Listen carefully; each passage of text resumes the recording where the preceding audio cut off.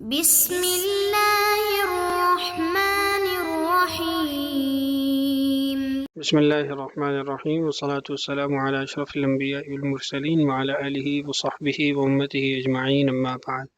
عزیز طلبہ اکرام، آج ہم سبق نمبر 65 پڑھیں گے، کتاب الطہارۃ، باب ما یجزئ من الماء فی الوضوء۔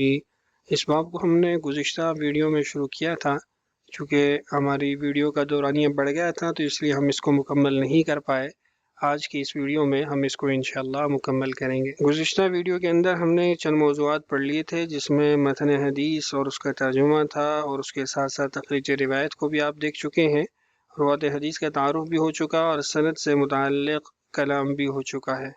اب کچھ تشریحی فوائد رہ گئے ہیں، فقہی ابحاث رہ گئی ہیں، ائمہ کے اقوال رہ گئے ہیں، اور اس کے ساتھ ساتھ خلاصہ جات اور سوالات، اس پہ انشاءاللہ ہم بات کرنے والے ہیں۔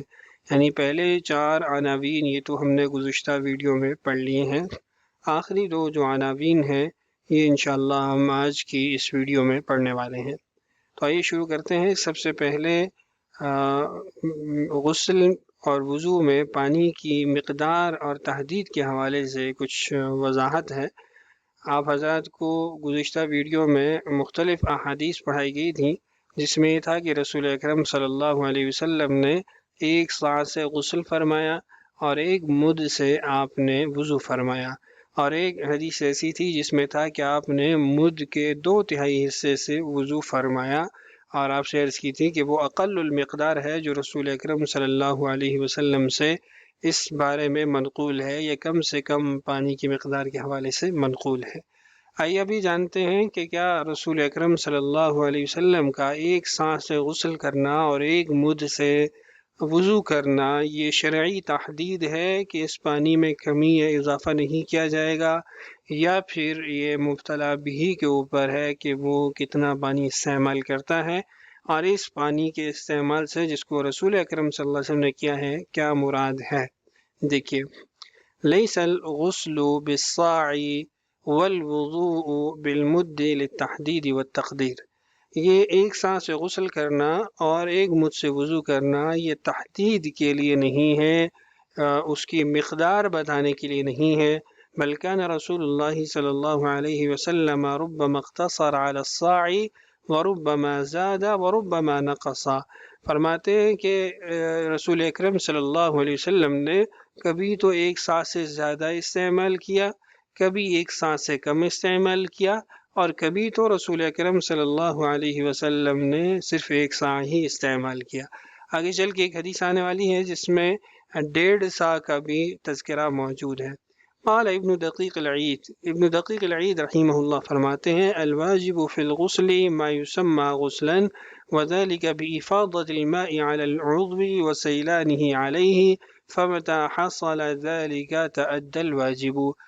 ابن دقیق العید رحمہ اللہ فرماتے ہیں کہ غسل جو ہے یا واجب مقدار پانی کے غسل میں وہی ہے جس کو غسل کہا جا سکے، اور غسل یہ ہے کہ تمام اعضاء کے اوپر پانی کو بہا دینا اور تمام اعضاء کا پانی سے بھیگ جانا، جب یہ آدمی کو حاصل ہو جائے تو واجب ادا ہوگا۔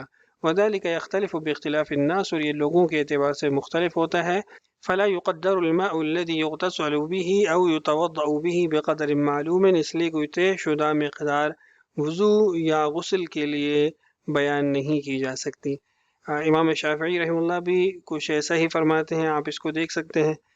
امام نووی رحمہ اللہ کا قول ذکر کر دیتا ہوں، فرماتے ہیں وقال النووي اجمع المسلمون على ان الماء الذي يجزئ في الوضوء والغسل غیر مقدر، کہ مسلمانوں کا اس پر اجماع ہے کہ غسل اور وضو میں پانی کی مقدار جو کفایت کرے یہ طے شدہ نہیں ہے، بل یکفی فیہ القلیل والکثیر، اس میں تھوڑا یا زیادہ کافی ہو جاتا ہے، اذا وجد شرط الغسل وهو جریان الماء على الاعضاء، جب غسل کی شرائط پائی جائیں اور وہ شرط یہ ہے کہ پورے اعضاء کے اوپر پانی کا بہا دینا۔ وروى البخاري من حديث أنس أن النبي صلى الله عليه وسلم كان يغتسل بالصاع إلى 5 أمداد ويتوضأ بالمد۔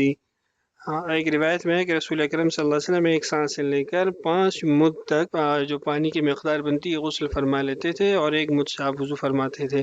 ایسے ہی حدیث عائشہ ہے رضی اللہ عنہ مسلم شریف کے اندر، انہا كانت تغتسل هي والنبی صلی اللہ علیہ وسلم من اناء يسع 3 امداد وقریب من ذلك، 3 مد یا 3 مد کے قریب اتنی گنجائش رکھنے والے برتن سے اور رسول اکرم صلی اللہ علیہ وسلم بھی اور سید عائشہ وہ غسل فرما لیتی تھیں۔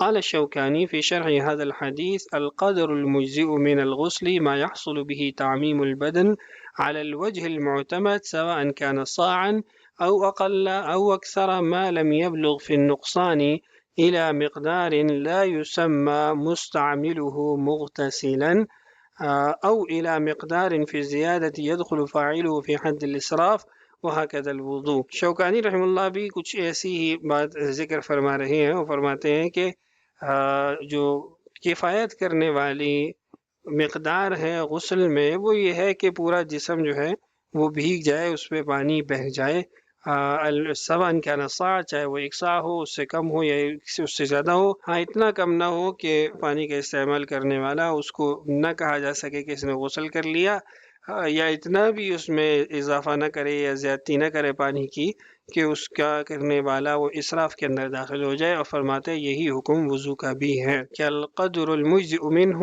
ما يحصل به غسل اعضاء الوضوء سواء كان مدا او اقل او اكثر ما لم يبلغ في الزيادة الى حد صرف او النقصان الى حد لا يحصل به الواجب۔ وہی بات ہے جو غسل کے باب میں نے ذکر کر دی ہے۔ یہ تمام تر اقوال اور عبارت آپ کے لیے المنہل العذب المورود سے لی گئی ہے، جلد 1 صفحہ نمبر 348 پر موجود ہے۔ یہ قیمتی عبارت تھی اس لیے مکمل یہاں پہ آپ کے لیے نقل کر دی ہے۔ اس کا خلاصہ یہ ہے کہ وضو اور غسل کے اندر کوئی محدد اور مقرر مقدار نہیں ہے، بلکہ اس کے اندر کمی یا اضافہ وہ وضو کرنے والا اور غسل کرنے والا اس کے اعتبار سے کیا جا سکتا ہے۔ اتنی کمی نہ ہو کہ وہ اعضاء ہی پورے نہ بھیگ سکیں، وضو کے اندر کمی رہ جائے، اور اتنا زیادہ پانی کا استعمال نہ ہو کہ اسراف کے حد کے اندر آدمی داخل ہو جائے۔ اب یہ بڑی اہم بحث ہے، فقہا اس کو تفصیلی طور پہ ذکر کرتے ہیں اور اس میں اختلاف بھی کافی زیادہ ہے۔ وہ یہ ہے کہ ہم نے حدیث کے اندر پڑھا ہے کہ رسول اکرم صلی اللہ علیہ وسلم 1 صاع سے غسل فرما لیتے تھے اور 1 مد سے آپ وضو فرما لیتے تھے، یا اس کے علاوہ جو ہم نے مقداریں پڑھی ہیں اس میں آپ نے دیکھا کہ صاع اور مد انہی کا تذکرہ آتا رہا ہے۔ صاع اور مد قدیم شرعی پیمانے ہیں، سب کا اتفاق ہے کہ 1 صاع 4 مد کے برابر ہوتا ہے۔ اس پہ تو سب کا اتفاق ہے کہ 1 صاع 4 مد ہوتا ہے۔ اختلاف وزن کے اعتبار سے مد کی مقدار میں ہے کہ مد کی مقدار کتنی ہوتی ہے۔ ائمہ ثلاثہ اور امام ابو یوسف رحمہم اللہ تعالیٰ کے نزدیک 1 مد 1 رطل اور ثلث رطل کے برابر ہوتا ہے، لہٰذا صاع جو ہے وہ پھر 5 مد اور 1 ثلث رطل کے برابر ہو جائے گا، 5 رطل اور 1 ثلث رطل کے برابر ہو جائے گا، چونکہ 1 صاع کے اندر 4 مد ہوتے ہیں، تو جب 1 مد میں 1 رطل اور ثلث ہے تو 1 رطل اگر آپ جمع کریں تو 4 رطل تو یہ بن گئے۔ اب اس کے بعد پھر جو ہر ایک کے ساتھ 1 ثلث رطل تھا جو کہ 4 رطل بن جاتے ہیں، اس کو آپ جوڑیں گے تو 5 رطل اور ثلث رطل یہ بن جائے گا۔ تو ائمہ ثلاثہ اور امام یوسف کے نزدیک جو صاع ہے اس کی مقدار بن جائے گی 5 رطل اور 1 ثلث رطل۔ احناف کے نزدیک 1 مد 2 رطل کے برابر ہوتا ہے، تو جب 1 مد 2 رطل کے برابر ہے تو 4 مد جو ہیں وہ پھر 8 رطل کے برابر ہو گئے، تو 1 صاع وہ 8 رطل کا ہو گیا۔ میں دوبارہ ذکر کر دیتا ہوں، ائمہ ثلاثہ اور امام یوسف کے نزدیک جو 1 صاع ہے وہ 5 رطل اور 1 ثلث رطل کے مقدار میں ہوتا ہے۔ احناف کے نزدیک جو 1 صاع ہے اس میں مقدار وہ 8 رطل ہوتی ہے۔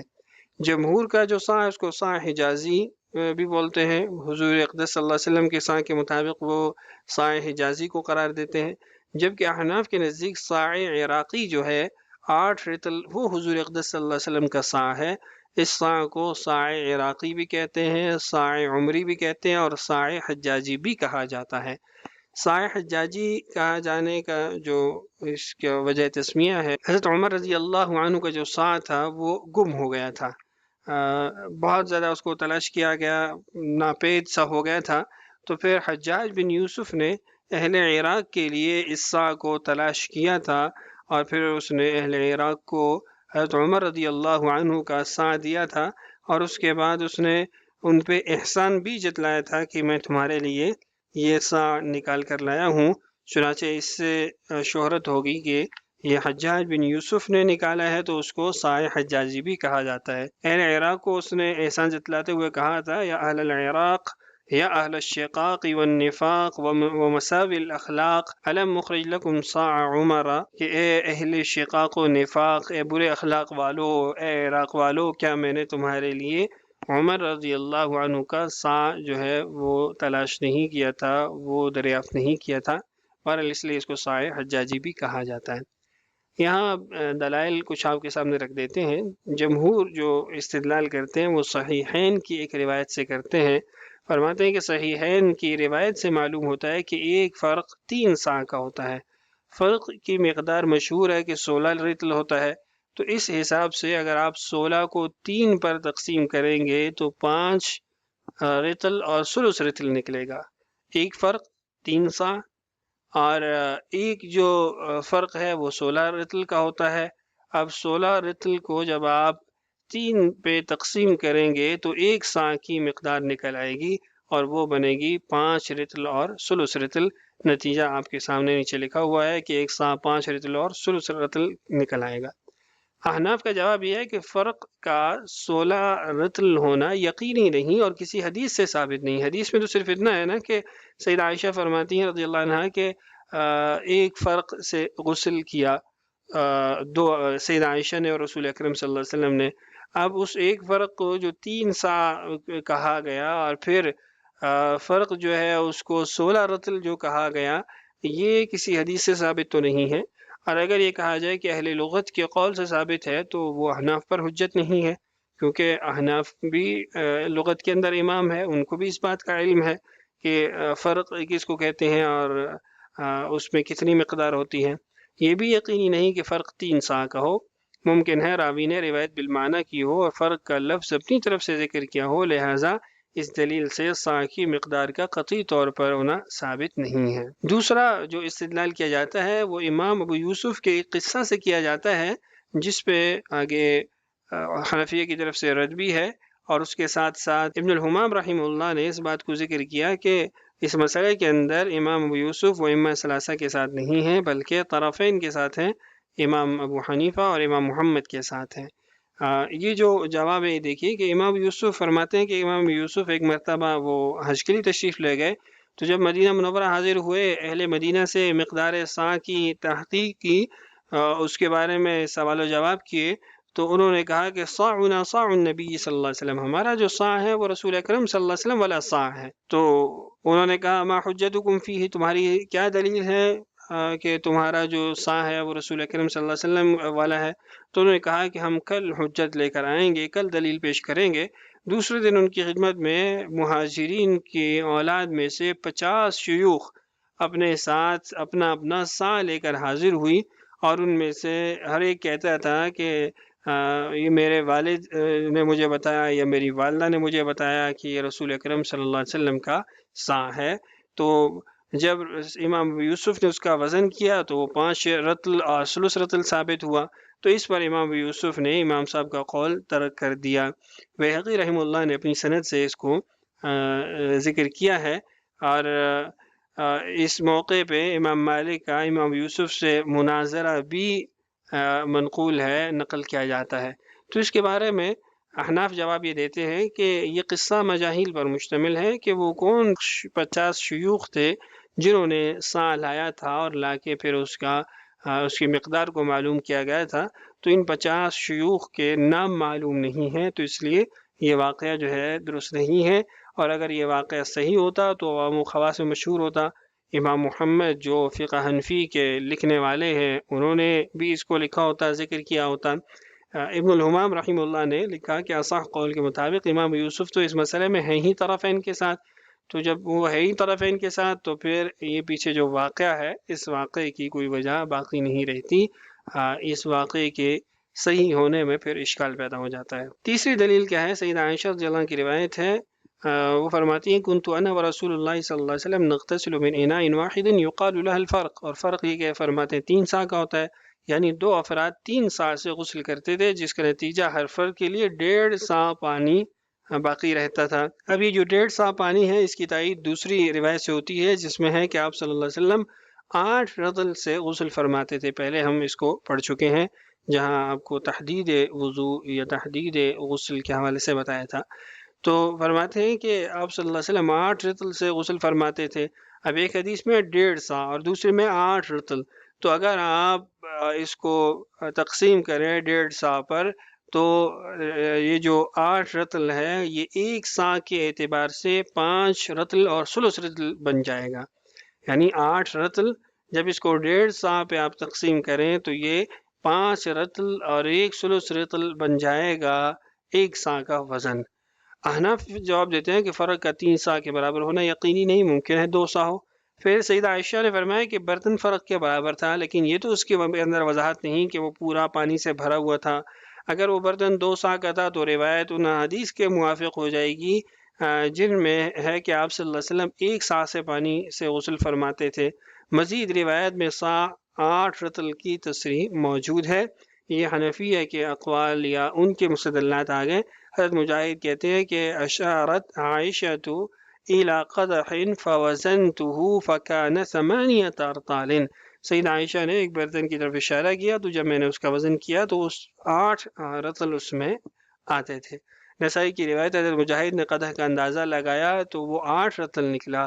سید عائشہ نے فرمایا کہ آپ صلی اللہ علیہ وسلم اسی سے غسل فرماتے تھے، تو جب یہ 8 رطل کا نکلا اور دوسری روایت میں ہے کہ آپ 1 سا سے غسل فرماتے تھے تو پتہ چلا کہ 8 رطل جو ہے وہ 1 سا بنتا ہے۔ اسی طرح دارقطنی کی روایت ہے کہ ان رسول اللہ صلی اللہ علیہ وسلم یتوضأ برطلین ویغتسل بالصاع 8 ارطال، آپ صلی اللہ علیہ وسلم 2 رطل سے وضو فرماتے اور آپ صاع سے غسل فرماتے، جس کی تفصیل یہ ہے کہ وہ 8 رطل ہوتا تھا۔ اگرچہ روایت ضعیف ہے مگر تعدد طرق سے اس کا ضعف دور ہو جاتا ہے۔ تو یہ تھے دلائل، جوابات اور حنفیہ کے دلائل جو آپ کے سامنے اسکرین پر رکھ دیے ہیں۔